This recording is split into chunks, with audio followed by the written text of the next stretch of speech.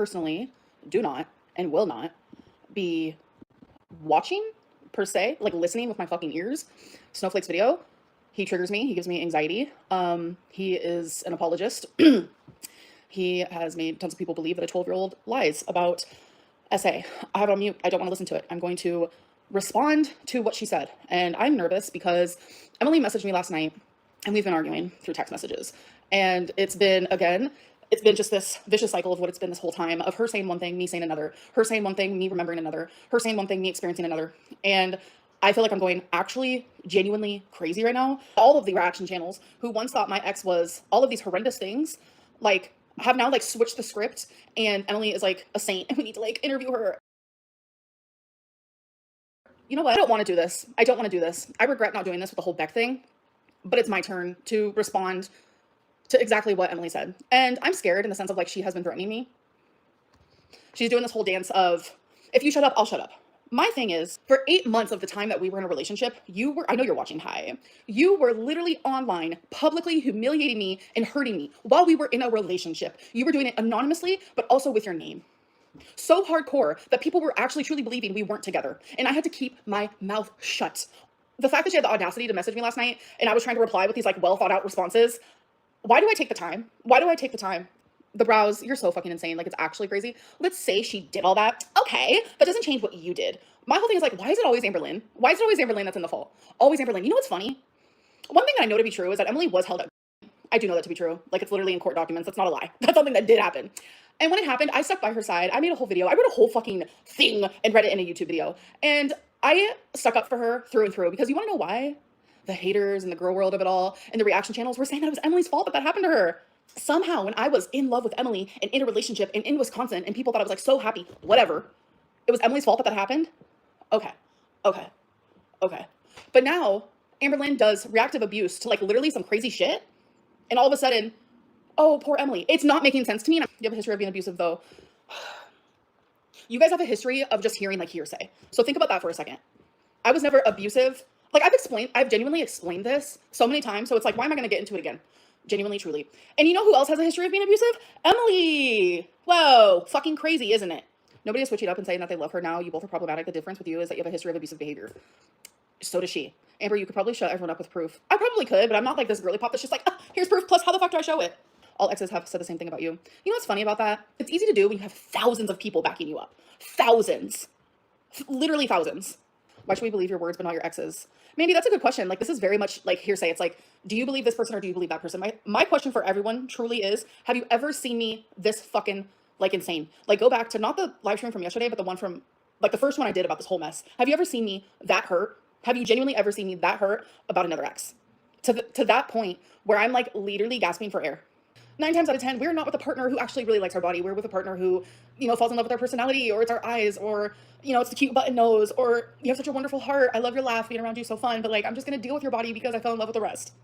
And finally I got with someone that like desired my body, and I've never experienced that before. And it feels like, it genuinely felt like I took some like drug I've never taken before. It was intoxicating. It was blissful. It was something I've never felt before. As a 34-year-old woman, I've never felt that, and I finally did. So then when she would make fun of me and she would make fat jokes, like literally to my face, that's one of the reasons why I knew it was her that said Pocahontas, who said that if I lost weight, I'd look like a melted candle. Because she also said that about another girl who lost a bunch of weight. And that's how I knew it was her. And she lied and lied and lied. She was like, that's not my Reddit. That's not my Reddit. That's actually my friend. That's actually my friend's. And then she finally admitted it to me and she said it was hers. Saying that you desire my body to literally making fun of it.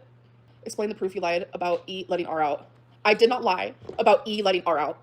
I will literally take that to my grave or to my cremation or to wherever the fuck I go once I pass on. I swear on everything and everyone. Okay, first thing that popped up was, hi, Emily, hope all is well. I'm about to kiss your ass so I can make some money and get some clout. What made you want to come out now and discuss your time with Amber? Okay, so funny situation about this is, Emily and I literally just got into an argument and that's it. That's it. That's always what happened. Anytime you guys saw her talk shit about me online, it's literally only because we got into an argument. That's it. If that's not like some type of like, I say abuse because it's like a lack of a better word. Can you guys give me another word for it? I don't fucking know. If that's not whatever that is, then what the fuck is it? What is it? What the fuck is it? Tell me, because I don't know. I feel fucking insane. Emily's response. Honestly, I was content staying silent for a long time, but you weren't. You weren't silent. What? I was silent. That was me. That was me. But I'm tired of watching her dodge any real accountability. You are literally the queen of dodging accountability. For you to say sorry, Random fact, Emily does not know that word. I don't think it's in her vocab.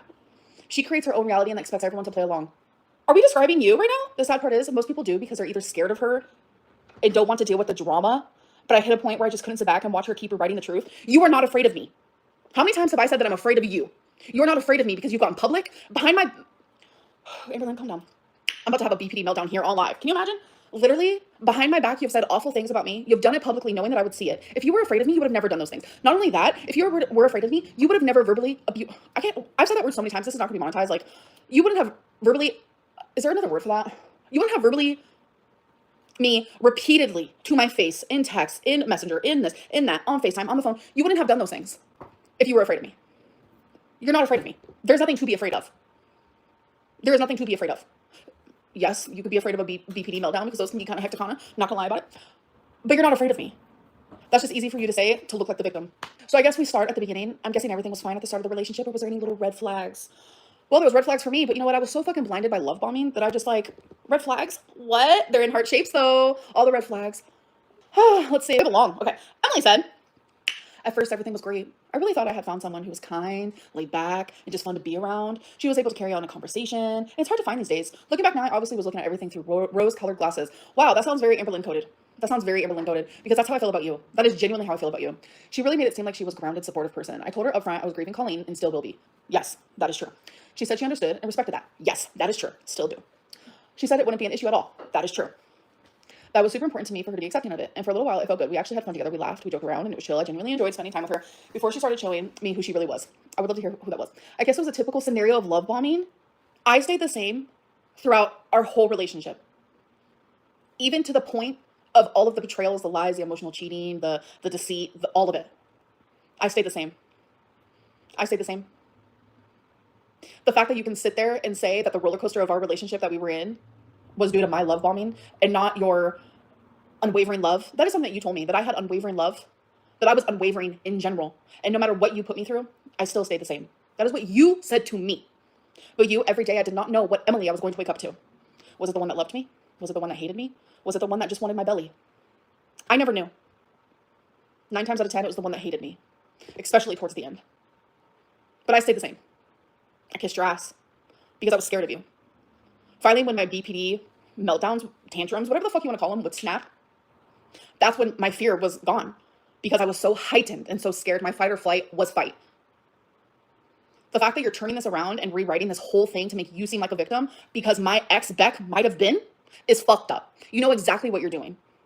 Tell me why your relationships, you broke up because the arguing was non-stop.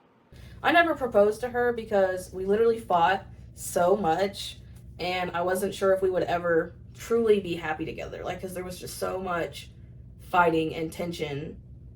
I'm just really surprised that she didn't just like keep you locked and cornered into an argument all night and you got no sleep. Because if that would have happened with me and her, that's what she would have done with me. Emily is that type of person who would wake up. You wake up in the greatest mood. I'm talking about me. Get me for an example. I wake up in the greatest mood. I'm in Wisconsin. I'm with my partner. We have wonderful fur babies. Everything's fine. She wakes up raging at nothing. First time, I was like, okay, this is weird. Second time, I'm like, whoa, is this gonna be a pattern? Third time, I knew it was gonna be a pattern. And you're rewriting history to the very fucking creator who called you a murderer. After everything I've been through, it was just nice to feel wanted and not, it was just nice to feel wanted and not be so alone anymore. I did want you. I did. And you weren't alone with me. That's one thing about having BP is I might be up your ass a little too much. Thankfully with Zoloft, I gave you a lot of space. And it felt good because it was space that I also needed.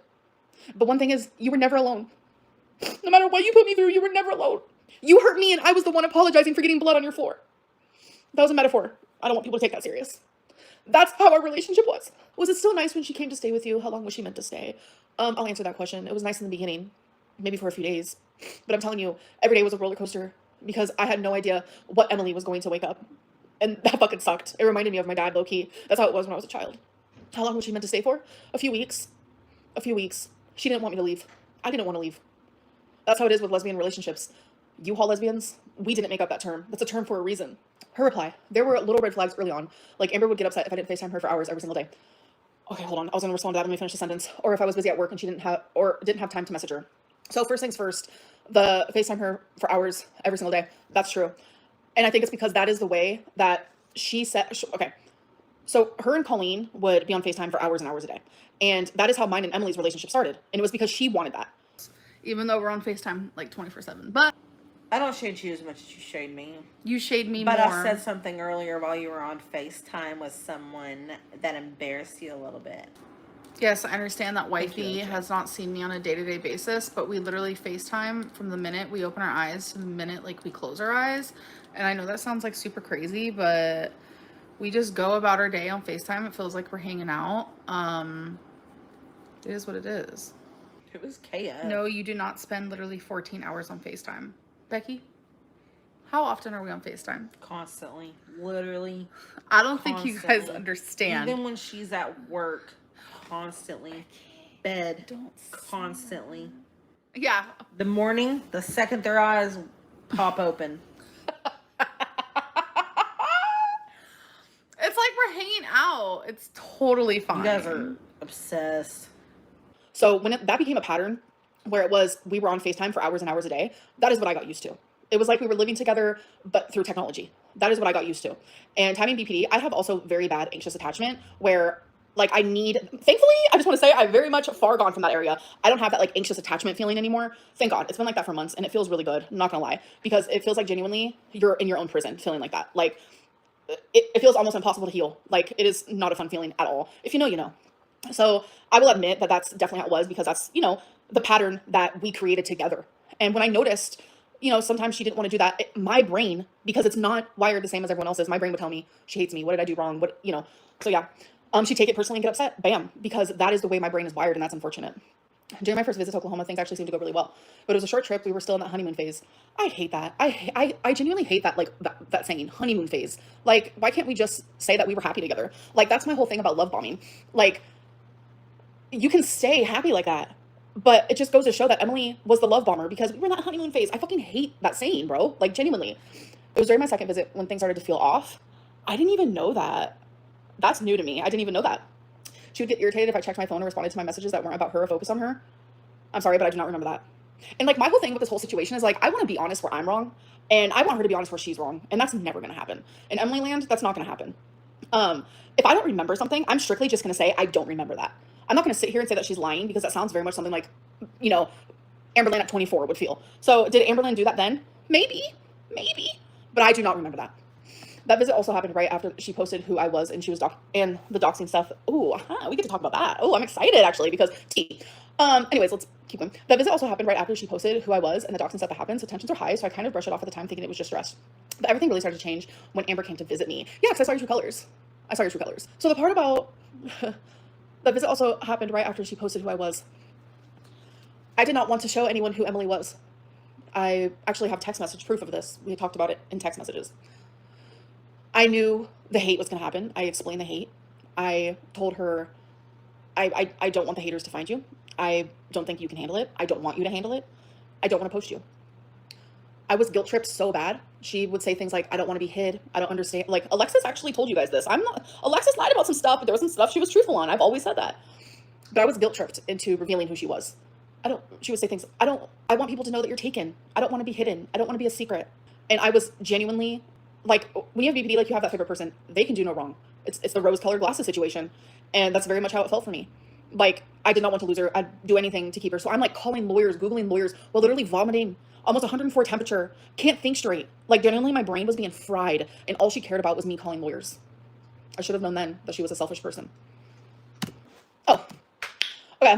Her other message was she was originally only supposed to stay for a week or two tops. That's not true. It wasn't going to be some extended thing. It definitely wasn't going to be 3 months, no. We were planning on probably around 2 weeks, because that's when I'd be off of work and be able to take her home. But by day 2 of her being at my house, things already started to shift. It was weird how high strung she was that early on. I don't know what shifted, or it was a change in environment, but she just acted off. Emily, if that is the case, why did you want me to stay longer? Why did you want me to move in? Why did you call me? Why did you literally say that that was my home too? Why, when I came home because I chose to come home, you would message me saying, I immediately want you to come back home. I want you to be here. I want you to move in. Why did you say those things? She really didn't like that I had a life outside of her. Not true. I mean, I work 12-hour shifts. I have a family, friends, pets, a house to take care of. Those are true things, but I didn't care because she only worked like twice a week. So what? I have responsibilities. But anything that wasn't about her felt like an inconvenience to her, and she made that very clear. That is so not fucking true. It is absolutely insane. So when it comes to friends, she doesn't have friends. She had like a couple coworkers and stuff that she like kind of considered friends. I would always be like, why don't we go hang out with them? Why don't like I don't understand like why she didn't want to introduce me to her friends. I thought that was so weird. I didn't meet her family in person until like I genuinely had to. And I'm not gonna say like that's personal. It's like medical stuff. I'm not gonna like get into it. And I always wanted to like go to her families, hang out with people. Like I was miserable in Wisconsin. I don't think you guys understand. All I did was sit in her fucking room in her bed. That is all I did. Like I genuinely was. Oh my god, here she goes. She messaged me. Are you really talking about my family? Oh. Didn't say anything personal. I just said I wanted to meet them. Can you calm down, Emily? Like, for real. Like, you literally said in the message, I have family and friends and pets. Like, I'm just responding to what you said. Oh, damn diggity. Anyways, so it's like I wanted to go do these things. Like, I literally just sat in her bed, like, genuinely, constantly. So the fact that she's saying that is crazy. I would purposely try to find ways to, like, leave the house. Like, I was like, can we do, like, a Five Below challenge? So, like, I paid to do, like, this Five Below challenge with her and a family member. Not gonna go into detail. And it's like, you know, I was like, oh my god, can we go to the arcade? Can we do this? Can we do that? We literally, like, the fact that we even went to Billie Eilish, like, love that for me. Like, I'm always so appreciative. I'd get home from a 12-hour shift completely exhausted from a stressful job, and she'd get upset if I wanted to go straight to bed. That is such a fucking lie. You have never in your life gotten off of work and went straight to bed. She'd say things like, oh, you're not going to hang out with me, or ask me to take her to the casino or go shopping. We went to Five Below one time. We went to the casino a couple times, and guess who paid? Me. Hundreds and hundreds and hundreds of dollars. I'm not gonna lie, I spent a little too much at that casino, but I paid for that. And guess who else who wanted to go? Guess who else who loves the casino and the bingo and the scratchers and the this and the that? Emily. We got along in that way. She loved it. She never said no. She never said no. And did we go to the casino after you went to work? Maybe once. But it was usually on a day that you took off by your doing. So don't fuck with me. Don't fuck with me. Please don't fuck with me. Like, I'm so tired of the lies. Like, genuinely, it is, I'm like, there's probably a word for it, but I can't find it right now. If I said no, she'd get upset. You've never said no. You never said no. And compared to her working on vlogs all day. That never happened because I didn't vlog at your house. I maybe did a few videos. I did a few fucking videos. So that's not true, Emily. Saying she still had the energy to do things, so I should too. Okay, none of that ever happened. And that's fine. That's fine. That's fine. Amber expected me to constantly be available. I will say, I was a little like that. I was a little like that. I could take accountability there. If I didn't text or call during my breaks, or if I wasn't giving her attention constantly, she'd get upset or start a fight. That's due to my trauma. I will say that probably did happen. I can admit that one. I told her in the beginning that I need to be able to have alone time because that is how I decompress from stress. That's true. We've had arguments about that before she visited too, because she didn't like that. She would always accuse me of not loving her, and and how terrible of a girlfriend I was. I never said you were a terrible girlfriend. You became terrible. You became terrible. She wanted me to call out of work anytime she was having a crisis. Or just felt like she wanted me to stay at home. Fucking lie. Fucking lie. Fucking lie. The flat out lies is what's really fucking scary to me. She was always in a bad mood because of this. I don't know what that means. Amberlynn did have a very bad attitude, just in general.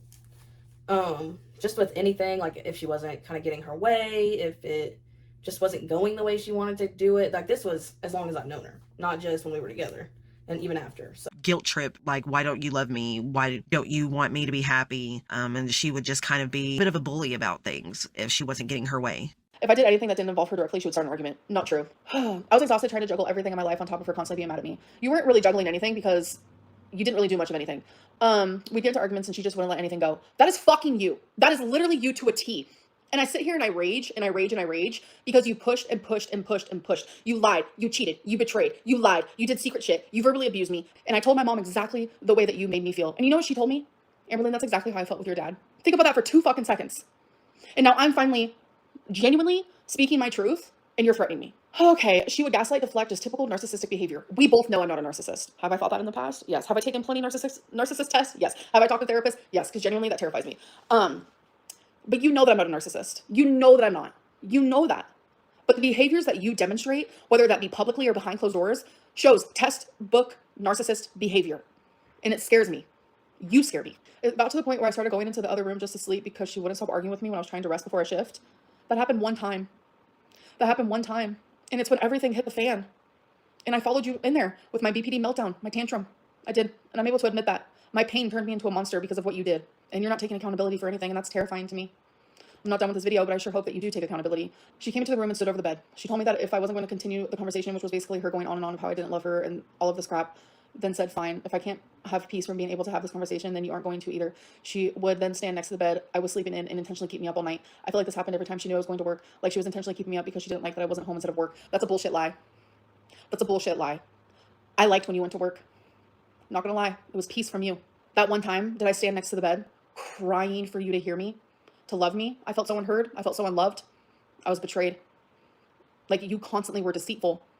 Did I do that? I did. I stood there. bawling my eyes out, waiting for a hug, reassurance, love, kindness, empathy, anything to show that you were remorseful for hurting me.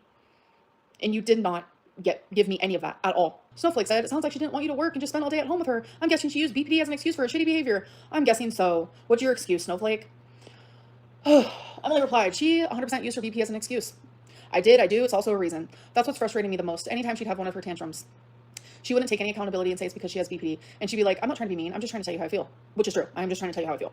When she would literally scream at me about something like taking 4 minutes longer than I would have when I went outside to smoke. Not true.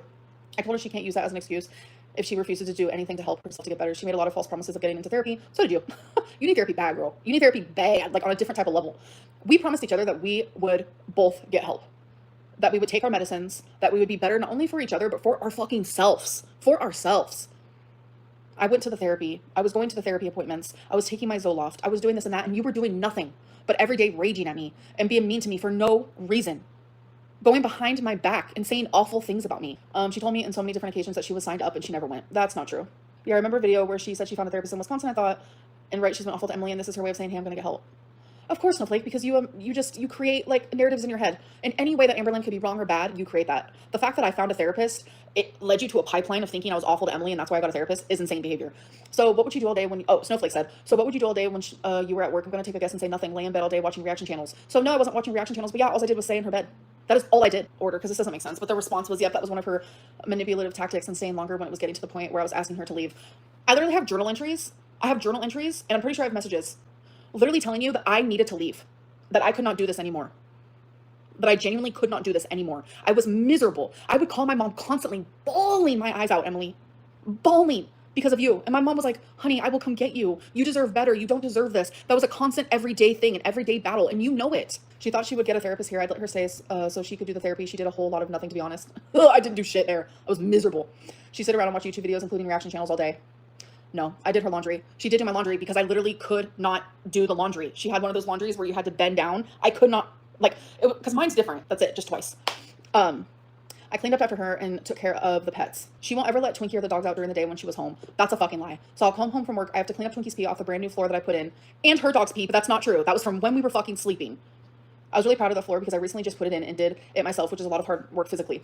I literally, which I explained this in my last live stream, when her dog and her cat Princess, literally her cat Princess pees on everything, all over my clothes, everything. Genuinely, that was one of the times she did my laundry because it was all over my clothes, and I literally have actually text message proof of that, of her cat peeing all over my clothing. She's not a bad pet mom. I'm here to say the truth. No pet is perfect. Actually, yes, they are. Mine are. Pets make mistakes. That's just how it goes. But what I did is, because I felt fucking horrific, I felt horrible, I bought these really expensive, and they're like attractive looking, like gates for her living room. They're not like these ugly looking things. Like they look really good in her living room, like the way that she has it, and like the, and then I bought a really expensive like Hoover, and I was trying to fix the floor for her. Like, even though it wasn't just Twinkie, my dog is elderly. Twinkie does make mistakes. Twinkie is not perfect. I'm not gonna lie about it. Twinkie does make mistakes. I try my very hardest to take her out as frequently as possible, but while I'm sleeping or this or that, like she does have mistakes. It's gonna happen. She's very elderly. I've talked to the vet about this. Like, I don't know what to say about it, but I was very apologetic, and I tried to fix it. If you remember one of her vlogs, she talked about her responsibilities of letting the pets out. That lasted about 2 days.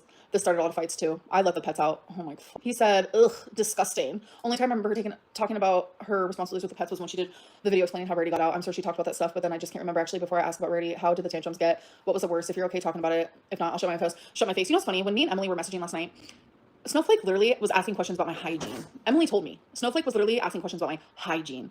That's where his head is at, bro. That is where his head is at. The tantrum slowly escalated each time. I started with her just shouting at me, to escalating to her slamming doors and punching walls. That never fucking happened. I think I slammed a door one time because I was so fed up. I went to a different room, slammed the door. I was done. Like the betrayal, the gaslighting, the stonewalling, the cruelty, the fat jokes. I never punched a wall. Anytime I tried leaving the room, she would block doorways. She was also really jealous. I was very jealous. I'm a very jealous person in relationships. I've been very honest about that. Anytime I talked about Colleen, I made it very clear that I'm very understanding of the whole Colleen situation. But when you would compare me to Colleen in fights, you began to turn that into a weapon. You turned Colleen, this beautiful, caring, kind woman, into a weapon to hurt your current fucking girlfriend. That's when it became weird. That's when it became fucked. That's when it became awkward. Colleen was no longer your late fiance, but a weapon to hurt your current girlfriend. That's not cool, dude. I wasn't allowed to share memories or say anything about it really anymore. She would end up getting really pissed. I wonder fucking why.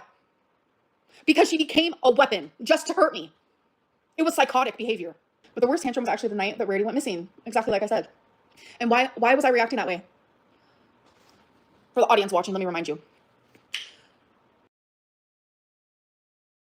And the picture that is so engraved in my brain that made my whole soul leave my body was this woman on an oxygen tank in a hospital bed. And then in that same moment, I find her on Phoebe, which is where the feeders go to do their thing.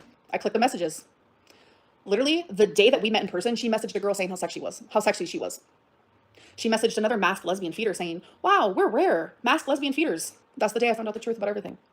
Well, not slightly everything, but most of it. You want to talk about a crash out? I had a crash out. I had a full-blown crash out.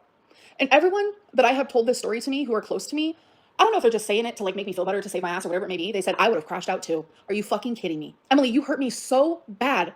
And then you get mad and play victim because of my reaction. You hurt me, betrayed me, lied to me, deceitful, etc. The list goes on. And you get to play victim over my reaction of the pain that you caused me? Why couldn't you have just loved me?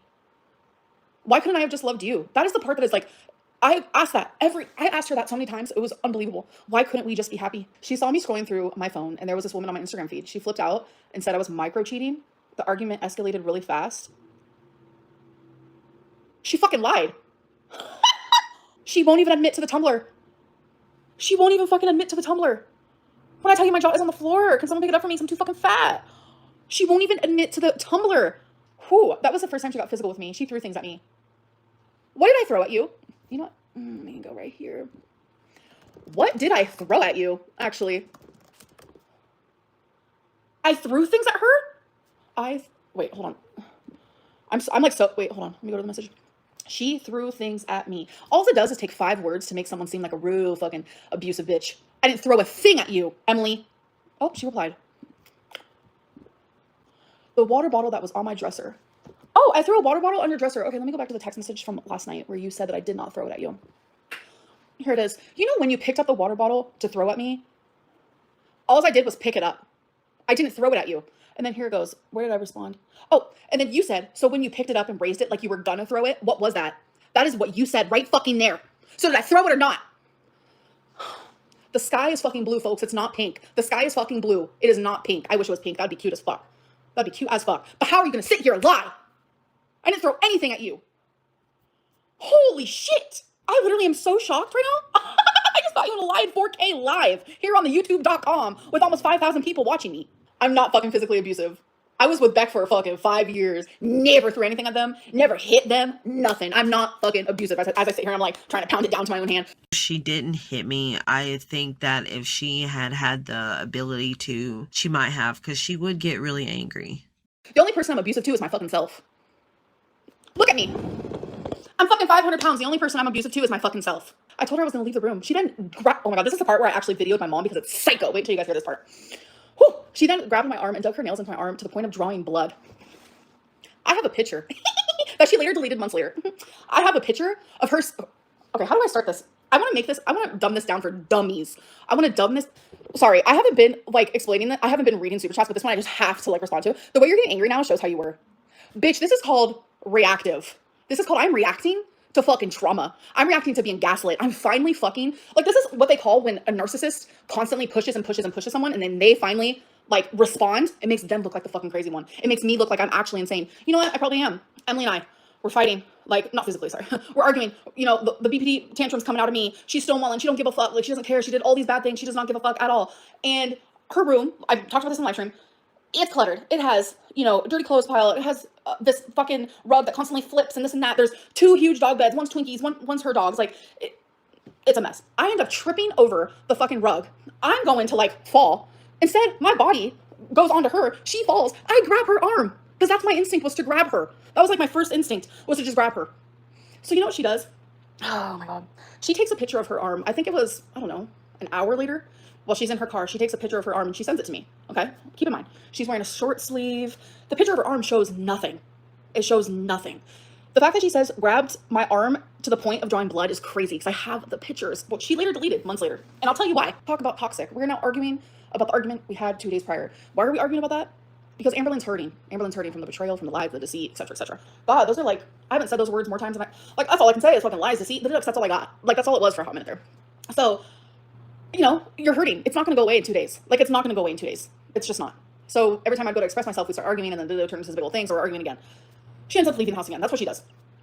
And she ends up sending a picture of her arm with these nail marks that are like so like deep. And I'm like, what the fuck is that?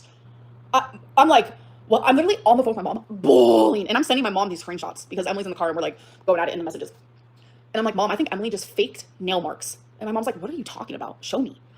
I end up sending my mom the original from the night where I grabbed her when she was falling, the original message, the original picture in a message where Emily's wearing a short sleeve shirt and you see nothing. You see nothing.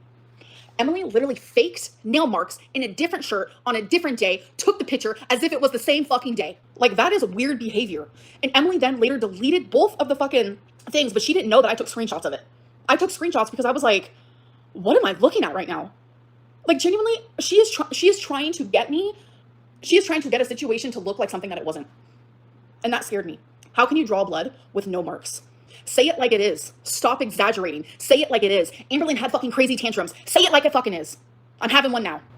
He responded to her, Jesus, wow, Snowflake, you're so empathetic. You're so empathetic. She replied with, at that point, I was livid. I told her to go back to Oklahoma, and then I was absolutely done. This is what would happen. We would get in a really bad argument. We both would say, I would say, I'm done. I'm going back to Oklahoma. She would say, you're done. You're leaving. We would both agree on that. Then obviously when things would come down, things would simmer down. We'd start to, get close again. And then neither of us wanted me to leave. It was just a vicious cycle that constantly happened. So eventually, like, I thoroughly decided. I want to say it was like 5 days before her birthday. I was like, I'm absolutely leaving. And I was like, I'm done. I'm leaving. My mom and her fiance was actually planning on coming to get me. But then Emily literally, it went from like, it was like someone went into a room and turned the light on. She became sweet. She became attentive. I'm hopeful. Like, this feels so fucking good. Like, this is love. This is what I came here for. Like, I love Emily so much, and this is the way that I view her. Like, like, I was so, like, she became perfect. It was crazy. So I ended up surprising her while she was at work. I made her this wonderful dinner, spaghetti, Caesar salad, like garlic bread. I ended up getting her her favorite pie and this whole thing. And I wrote her a really sweet card. And right at the end of it, I said, and I've decided to stay. She bawled her eyes out. And I thought everything was gonna be okay. I woke up the next day and it was a shitstorm again. And I was like, this genuinely cannot be real life, that I was gonna leave. I decided that on my own. And I know she likes to say that she decided it. It was not her decision. It was mine. Then she grabbed a picture of me and Colleen and held it up and threatened to break it. She knew that is something that would hurt me more than anything she could do physically to me, like the lowest she could go. She let her apologize and then tried. Sorry, I'm getting text messages left and right. She let her apologize and then tried begging for me back, saying that it was her BPD. At first, she denied that she did any of those things, which that sucked too. I've never denied a single thing that I've actually done. I have denied the things I have not done that you have lied about. I deny what the false shit is. And I tell the truth on what the real shit is. And I'm like, am I just imagining the gouges out of my arm? Hold on. Me and my mom sent each other so many photos. I literally sent her one today of me outside walking Twinkie. I'm about to go search. I have to go see this.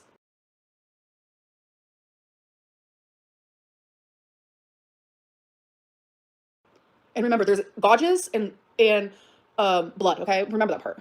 This is her arm. Okay? Keep in mind she's wearing a maroon shirt, okay? And then look at what she sends me a couple days later. Because she forgot that she took that photo and sent it to me. Oh, this is crazy. This is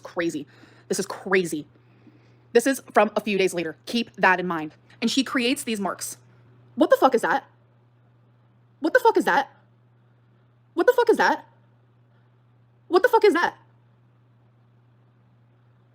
She faked nail marks days later.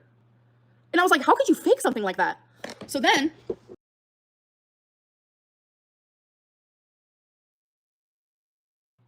and right here it says, am I just imagining the gouges? Am I just imagining that? Yes, you are imagining that. Are you imagining the gouges out of your arm? The blood? Yes, you are. When was I muted? Did you guys hear me say that was from November 17th? Sorry, Gabrielle, I don't know how to pronounce it. After work, I didn't want to go back home. I was exhausted, drained, and I didn't want to deal with her crap all over again. She had been blowing up my phone all day trying to apologize and see if I would change my mind about having her go back home. After work, I went for a walk to decompress. She was not happy about that, but she was blowing up my phone asking me to come home. It was about 2 hours after my shift that I got a text from her saying that she couldn't find Rarity. She said that she hadn't seen her all day and that she was just telling me this now. At this point, I came home right away. I figured that she was just somewhere in the house and she was going to just saying that to try to get me to come home. But after I searched the entire house while Amber watched, she wasn't anywhere to be found. At that point, I moved the searched outside. I was exhausted, but searched all hours of the night looking for her. I really thought I would find her that night, but it was no luck. At that point, I made posters and hung them up all around town to local businesses, posted on social media, and lost cat pages. Amberlynn's one job was to call the shelter and make a report. She's such a fucking liar. Holy fuck. But when I called the shelter after they found a cat that was deceased, the kind of matched Rarity's description, it ended up not being her. The shelter told me no formal report was ever filed. The only info they had on the report was from the lost pet database that I submitted. I literally have a voicemail. I don't know if I deleted it because I delete my voicemails. Like saying the opposite of what she's saying here. I spent hours upon hours driving around looking for her, walking through fields and in between houses around my house and through the snow. Amberlynn would go on the drives with me, but obviously didn't do the walking around part. When it was snowing, no, I didn't. No, I didn't. I can't walk in snow. I wear flats. I have lymphedema, but when it wasn't snowing, I was looking just as much as you. Am I going slower? Do I go as far? Am I going slower? Yes. Do I go as far? No. Obviously, I'm over 500 fucking pounds, bro. So we were in an argument, and she literally would use looking for Rarity as like a control thing, as like power. In the same way that she would use Colleen as a weapon, she started to use Rarity as one. That's the shit that I had to deal with. And then one time, I'm literally bawling my eyes out in the truck while we were looking for Rarity one time, and she literally said, "If you don't shut up, it makes me want to fucking punch your teeth down your throat," is what she said to me. That's what she said to me. That's the type of shit that I had to deal with. I'd get so pissed when we were driving because she would have her head buried in her phone playing a stupid Farmville type game instead of looking out the damn window to find her cat. That's a fucking lie, because up and down those streets I would yell, "Rarity, you're a fucking liar." I loved Rarity and she was a sweet cat and she would always sleep on my chest. I did everything I could to try to find her. I can't say 100% that she purposely let her cat out, but give the circumstances, the situation doesn't look good. You left the fucking door open. When you left that night, you betrayed me and you could not handle the fucking heat. You could not handle the reaction that I had due to the pain that you caused me. You left the fucking door open and I took the blame. That is a conversation we had ad nauseum. We talked about it so many fucking times, my head was about to pop off. So many fucking times we talked about it, Emily, and you know that. I took the blame for you over and over and over. I lied about everything for you, about you being a feeder, and I lied about us not being in a relationship to protect you constantly because I wanted people to like you. If it was a ploy to get her to be able to stay in Wisconsin longer, then I guess it definitely worked. Fuck off. Ooh, that feels good to say. I have not, like, I don't use that language with her. That felt good. No wonder why she would talk to me all the time like that. Oh, Snowflake says, I don't know if you're like Amber and keep old messages, but do you have any messages from Amber about Rarity going missing? Because I need the clout. I need the money. Because I quit my job to do this. And I'm divorced. Yeah, I do. I have a message of her initial reporting when she was missing, which is timestamped. It shows that her story that she posted on her vlogs about her being missing at 5 a.m. was not correct. I don't know what she's talking about. So then she sends screenshots of me telling her that she was that Rarity was missing, and now let me explain the timeline.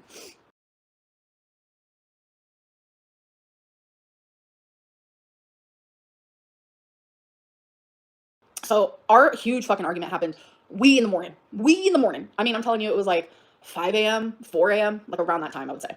And Emily has a massive house, and a lot of the cats, like her cat Daniel, Princess, Wasabi, Rarity, they all like to be in the basement. That's where they went to the bathroom. They would eat down there. They would play down there. They would just hang out down there. That's where they like to chill. They had free roam of the whole place, but that is where they were a lot of the time. So normal pattern of the day is a lot of the time, like you didn't see a cat. You didn't see a cat because they were all hanging out doing their damn thing at the basement.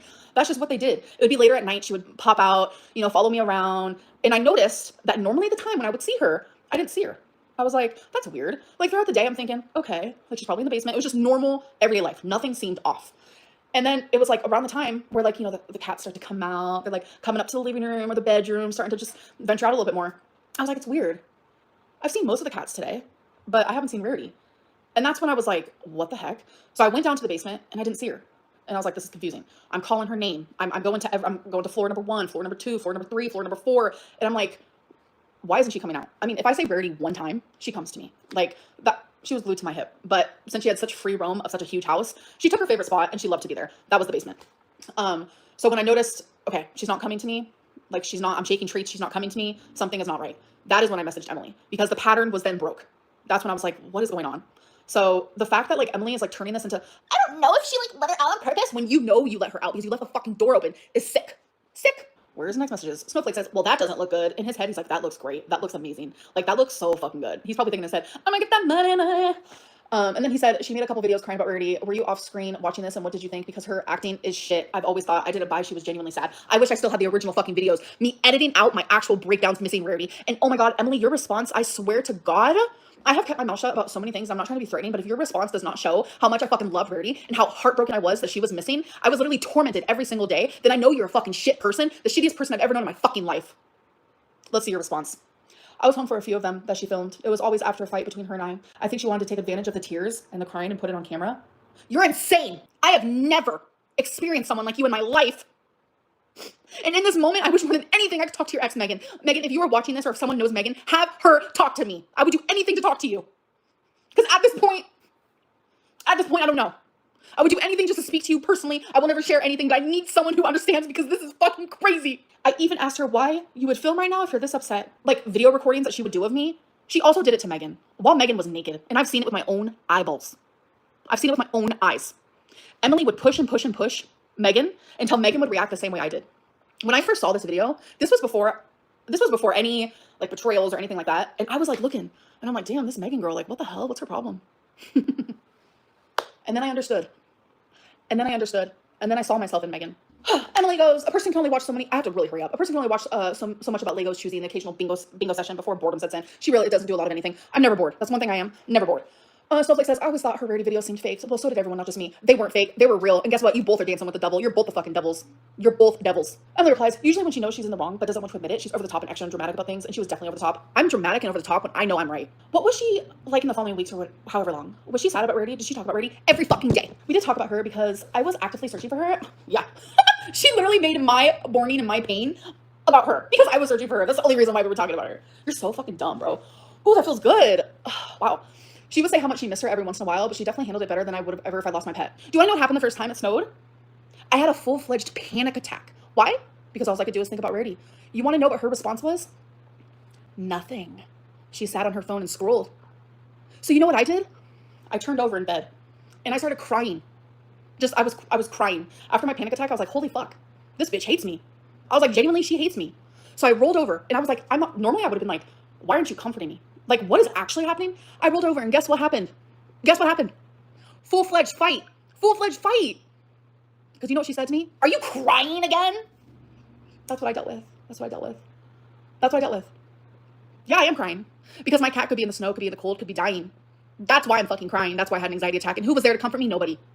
Even though you were 1 centimeter away from me. She would cry sometimes, but she didn't cry like she's on camera about her. Fucking liar. I definitely feel like she was a huge distraction from the big fight that ever happened. It seemed to blow over fast, and it should have. I wanted to keep it civil while she was here while we were looking for the cat. And by the way, Snowflake, sorry, I have the thought of hygiene. And I'm unhinged as fuck right now. You asked Emily about my hygiene. She ate my pussy and she ate my pussy good. And she loved every fucking second of it. So ask her again about my hygiene. Ask her again. Ask her again. I wanted to keep it civil, blah, blah, blah. Then she tried signing up for therapy, blah, blah, blah. Sorry. The truth hurts. I don't know what to say about it. We would argue on and off though. She was actually trying to minimize her tantrums. I never minimized my tantrums. Never. I had bought those tickets for her. All this happened. They were really expensive. And because they were a premium seat, I couldn't resell them. I knew how much it meant for her to see Billy, so I took her. I tend to forgive too easily. I guess. You forgive too easily? You? You? You're literally stabbing me and I'm apologizing to you for getting blood on your floor. You forgive too easily. What did I do to you? What did I do to you? Snowflake says, how did you get her to leave eventually? Because she told us she left because she was a grown-up and had an apartment or some nonsense. Yeah, that was because I didn't want to say the truth. I was in an abusive relationship and I didn't want to deal with it anymore. I was super fucking depressed and I was miserable. People were saying that. Zachary Michael, hi. Zachary Michael would constantly say how miserable I looked in Wisconsin.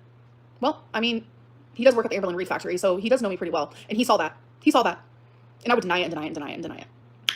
Also, again, while it's in my head and I'm awake, I bet driving her home wasn't all sunshine and rainbows. Actually, it was great. It was great. We argued in the beginning because she's insane. She was so fucking awful to me in the beginning of the car ride. It was crazy. We had decided that we were going to stay together, but we were going to do a long distance relationship because I couldn't do it anymore. I could not be in Wisconsin anymore. And I was going to give her another chance. It was our last morning together. I thought it was going to be good, but she was so mean to me. She even admitted finally after the argument, she was like, I shouldn't have been like that. She does this thing where she either disassociates, where she literally is like checked out completely, or she is awful to me. But then after the argument, it was really good. The whole car ride was really good. We sang, we ate, we had a good time. Genuinely, the car ride was good. So let's see what she says. She couldn't keep her normal behavior for too long before her true self came out again. That's you. And we started arguing all the time. I finally got to the point where I couldn't take it anymore and told her she's going back home. I drove her back home to Oklahoma myself instead of waiting for her mom to come to it. I don't know if why she was so insistent on making it seem like it was her decision, because it was. I drove 19 hours straight though and flew home the next day. It took that long because of all the stops she had to take. Emily, that's part of your kink. The stops we had to take was due to my size. And you loved my size. You loved my legs. You loved my legs. So I don't know why you have to like throw subtle shade when like low-key you love that. So that's cool though. That was the longest drive of my life, figuratively and literally. Interesting. Within the first hour of the drive, she was screaming at me so much that Twinkie freaked out and jumped under my feet of the driver's side floor. That didn't happen. I was driving on the highway and I had to pull over because she won't come out. What the fuck? That never happened. I don't even remember what she was mad at me about.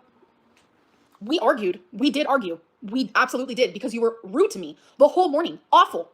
Like I said, she would wake up and rage out of nowhere, out of genuinely nowhere. I think it was a comment over me getting to choose the music on the radio since I was driving that long and she wanted to choose to listen to. Had nothing to do with music. We had a literal playlist on Spotify that had both of our music combined. What are you talking about? After she was back home, she tried bringing me back in, saying she was going to therapy and actually working on it, and maybe the distance would help be good, and eventually we'd be together again after the fighting. We had a lot of on and off again. Every time I tried to cut things off, she'd always have some sort of health scare to bring me back in. Sorry, I have to hurry. Literally the morning after, she messaged me, I want you home again. It's so sad not having you here. I miss you so much. I want you next to me. All sweet and mushy gushy bullshit. Emily, there are two sides to you. There's the Emily that I genuinely fell in love with. I don't even know if that's real, actually. I don't know what's real anymore. And then there's like the side of you that is like so, it's scary. I don't know the word for it, but it's black and white. It is like night and day, like genuinely. And you have hurt me so bad that I'm here in front of so many people showing a side of me that only comes out when I am wronged so many times. You have lied and lied and lied. You have fat shamed me. You have made me feel guilty for wanting to lose weight. You have cheated on me. You have made me feel like shit. You have used your late fiance as a weapon. You have literally talked to an ex behind my back, hid those notifications from me. And then when I found out, I was fucking distraught. If I was in the wrong, I would not be making this content. I would not be on this live stream right now. I would not be on this live stream at all in the slightest. I would not be able to, I would not have the strength. Snowflake, she's in the interview, she found out some big drama and then turns out like, also poor Twinkie. It's not poor Twinkie. I love Twinkie more than anything in this world. I love my pets more than I love myself. Point blank, peer. Anytime I see that dog on camera, they look terrified. Twinkie is a chihuahua. When I first got Twinkie, she would puke in the car. She would shake in the car. She would shake constant ad nauseum, no matter what was happening around her. She would shake near a broom. She would shake near a vacuum. She would shake when someone walked up behind her. And guess what she does not do anymore and hasn't done for years? Any of those things. She loves her mama and I love her too. And then he goes, I'm probably remembering wrong, but I'm sure Amber said she was on FaceTime with you when she was in a store with her mom. What? When you ended it? How did you end it? And how did she take it? You make no sense. That never happened. I don't even know what that means. Let's see what she said. Both her pets would get scared during a tantrum. I felt so bad for him. She's referring to about being in a grocery store. I had to end it a multitude of reasons. She obviously didn't take it well. When we broke up, before she decided to do this little weird thing with Snowflake, it was because I said, leave me the fuck alone. I expressed to her how I felt about something and she gaslighted me. She made me feel like I didn't deserve to have feelings. That is what happened. So sometimes she's civil and sometimes she's absolutely unhinged. What makes me unhinged, Emily? What makes me unhinged? You. Your lies, your deceit, your betrayal, your cruel words. You're mean. You are mean-spirited. You're a mean person. She did a lot of threatening anytime she felt like she didn't have control of the situation. I'm so worried she's going to totally lose it when she finds out I talked to you. Because you know me. You know when you do things that hurt me, I lose it. You worked in the mental health field, Emily. You worked with BPD patients.